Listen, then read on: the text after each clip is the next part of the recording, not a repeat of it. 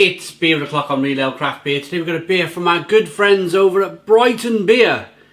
This is the Sidewalk American Gold. It's coming in at 4.5% ABV in a 440 milliliter can. I'm a rather large fan of this brewery. They do brew some really good beer. One of my favourites from this brewery is Cyclops Eye Drops. It's like a proper American New England style IPA, and it's fantastic. It's got a pink can with a big eye on the front. Brilliant. Love the design, love the name. Anyway, we're here for the American Gold, this Sidewalk. Without further ado, let's get the beer out into a glass and see what we get. One of these situations in life where I've never been to Brighton. I've never been to Brighton. I'd love to go.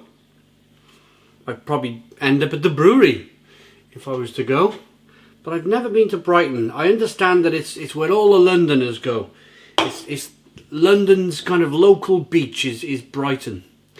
So we've got a 2-finger whitehead. Good levels of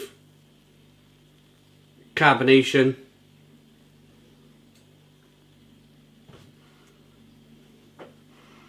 Hazy. I'm going to call it amber. From my eye it's a light amber, but in the camera it's definitely more of a golden amber colour. And let's get the aroma then.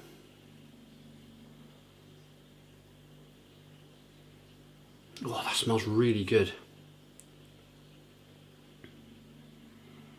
I'm a big fan of golden ale. Love golden ale. The fact that what you get with a golden ale is you're picking up the malt.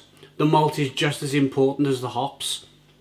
So the beer gives a natural, fantastic balance between that lovely kind of light, wafer-like biscuit malt and the hops on the back end. It's one of the reasons why I love a golden ale.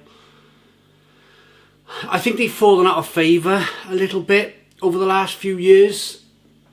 Reason being is the New England IPA craze has literally taken the whole beer world by storm. But I still feel like there's a massive place in the world for golden ale. This one's smelling fantastic. Look, like tangerine and grapefruit. There's a little bit of sediment on the bottom. I'd like to wait a while now to see what happens with the sediment. There's a little bit of sediment there rolling around on the bottom of the glass. But anyway, on we go. Let's get the taste.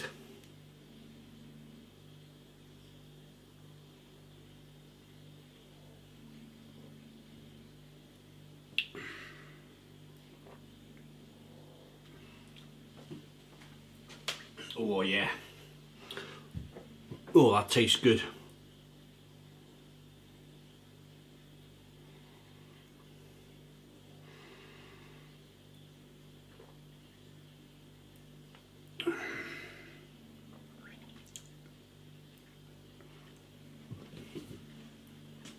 Fantastic drinkability.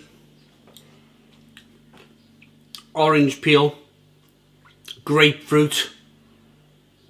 Actually feels like real orange juice and real grapefruit. It's not. It's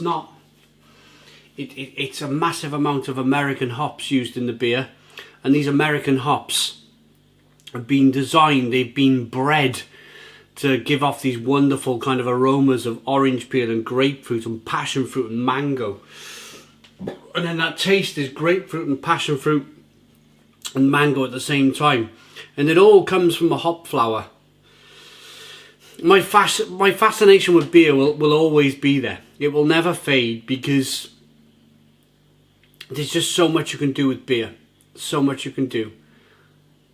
So much variety, so much technical kind of things you can do with beer, from throwing it in a barrel for 6 months or adding wild yeast to it and making a kind of a sour beer, wild ales, and roasting the malt to make a stout or a porter, or imperial strength porters and stouts, saisons, French style saisons, Belgian style saisons, and I probably missed a million lambics, Belgian lambics, and there's so much you can do with beer. So much you can do. I'm surprised, and I sometimes bring this up, and I think I'm about ready to bring it back up again because I've not mentioned it in a while. The reason why wine has such a following and has such shelf space in the supermarket is because wine was always marketed better than beer. You always had your wine expert on the television rolling his glass of wine round and looking at it and smelling it and rubbing it round his mouth and spitting it out, you know, treating it with lots and lots of respect.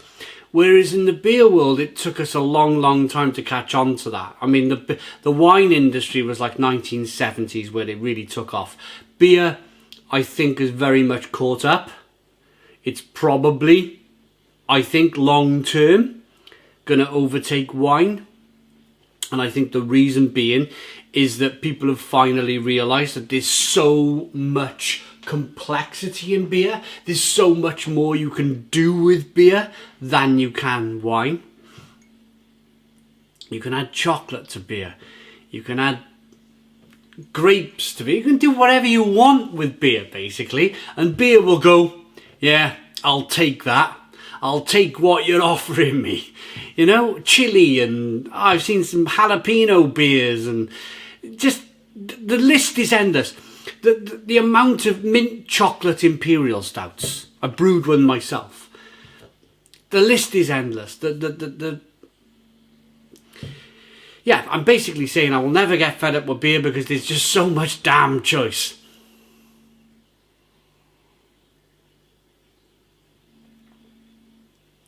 That is fabulous. Absolutely fabulous. Look at the lacing on the glass. Look at the beer as I rock it back and forth. Look at that carbonation chasing the head of the glass. That just looks absolutely incredible. Absolutely incredible. Brighton Bier. I mean, if you've not tried their beer, you should really try it. They're producing some terrific beers.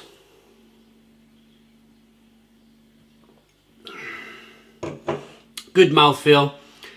A great balance between the sweetness of the light malts and the bitterness on the back end. The light, crisp malt flavours to begin with, followed by the wonderful hoppy grapefruit, passion fruit, mango, orange peel flavours with a little bit of bitterness on the back end. Just fabulous. Just a fabulous American golden ale. What have they said? Right, Sidewalk is our new American gold ale. We lay down a malt base of Maris Otter and Munich malt to create a rich golden backbone for layers of Mosaic and Summit hops in the kettle, followed by a generous Citra dry hop addition, fermented with a clean American yeast to create a satisfying, balanced and hop forward beer. Yeah, it's great. It's good. I like it. I'm going to rate it. Looks good. Smells good. Tastes wonderful.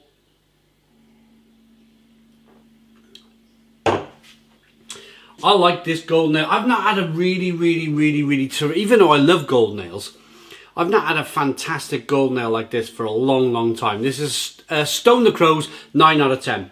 9 out of 10 from Real Ale Craft Beer. Please put your comments in the comments box. Subscribe to our daily beer and food reviews. Give us a big fat thumbs up. Boom. Cheers.